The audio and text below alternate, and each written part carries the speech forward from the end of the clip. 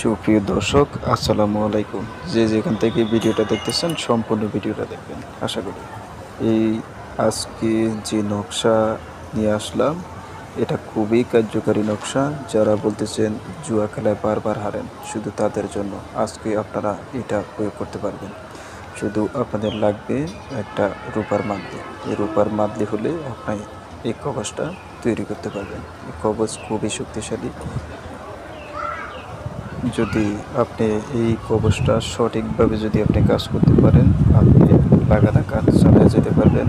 আপনার লাগাতার 3 মাসের যে কবচটা আছে, এই কবচটা আপনি তৈরি করতে পারবেন এই তাবিজটার মাধ্যমে।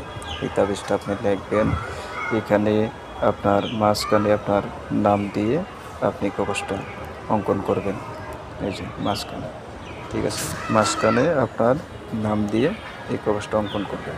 এই কবচটা অঙ্কন করতে হলে আপনার যেটা কবজের ভিতরে আপনার একটা জিনিস দেওয়া লাগে, আমি আপনাদেরকে বলতেছি। সেই জিনিসটা হলো মাসিকের তেনা।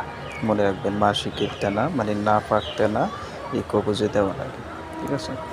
এটা আপনি ব্যবহারের নিয়ম হচ্ছে শুধু ডাইনাতে বা কোমরে, ঠিক আছে, ডাইনাতে বা কোমরে। আপনি এটা লিখতে পারেন আপনার চোত্রা পাতা বা দোত্রা পাতার রস দিয়ে আপনি লিখে এই কবজের ভিতরে ঢুকিয়ে আপনি ডাইনাতে বাজুতে ব্যবহার করতে পারেন। এটা খুবই কার্যকারী। এই নকশাটা 3 মাসের যে কবজটা আছে, এটা আমি এর আগেও একবার দিয়েছি, তারপর আমি ভিডিওটা ডিলিট করে দিয়েছি। এটা আমি স্রেফ 1 মাস রাখবো। যারা আপনার কাজ করেন এটার মাধ্যমে, আপনারা তারা এটা কাজ করবেন। এটা খুবই পাওয়ারফুল একটা নকশা। এই কবজ আপনার হচ্ছে মোম দ্বারা আপনি আঁকড়ে নেবেন, যাতে কোনো রকমই পানি না ঢোকে কবজটার ভিতরে। এতটুকু আপনারা খেয়াল রাখবেন। খুবই শক্তিশালী কবজটা।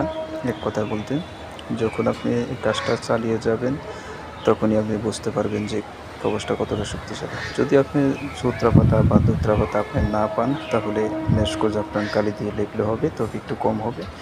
মেশকো জাফরানের চাইতে সূত্রা পাতা বা দুত্রা পাতা দিয়ে আপনি লিখলে এটা কার্যকারী গুণ ক্ষমতা অত্যন্ত খুবই বাড়বে।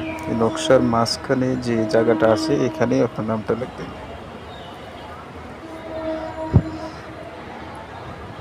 এই নকশাটার আপনার মাঝখানে নামটা লিখবেন, এখানে মাঝখানে নামটা লিখবেন।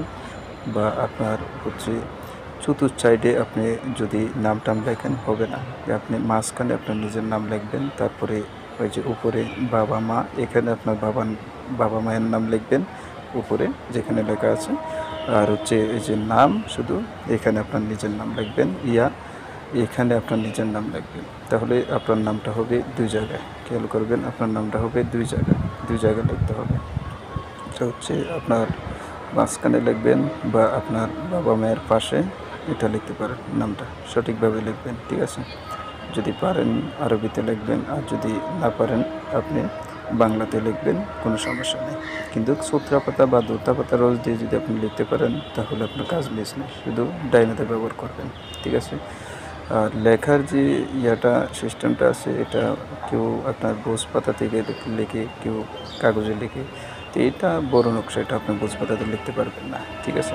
এটা আপনি মেশকো জাফরান কালি দিয়ে বা আপনার এই সূত্রা বা দোতা পাতার কালি দিয়ে এটা লিখে আপনি হচ্ছে রূপার মাদলিতে ঢুকে আপনি ডাইনাতে বাজুতে ব্যবহার করতে পারবেন। তাহলে আপনি মিস নেই, আপনি যেখানে আপনি খেলেন না কেন, কোনো প্লেয়ারই আপনার সাথে পারবে না। এটা মেয়াদ থাকবে 3 মাস পর্যন্ত।